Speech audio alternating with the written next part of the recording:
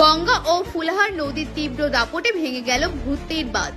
ভূতনি থানা দক্ষিণ চণ্ডীপুর কাটা বাঁধ এলাকায় বুধবার সকালে বাঁধ ভেঙে তীব্র গতিতে জল ঢুকতে শুরু করেছে বিস্তীর্ণ অঞ্চলে। স্থানীয় বাসিন্দাদের দাবি, এই ভাঙন প্রাকৃতিক নয়, বরং ইচ্ছাকৃতভাবে বাঁধ কেটে দেওয়া হয়েছে। অভিযোগ উঠেছে কিছু প্রভাবশালী ব্যক্তি ও ঠিকাদার নিজেদের স্বার্থে লাক্ষাধিক মানুষের জীবনকে বিপন্ন করে তুলেছেন।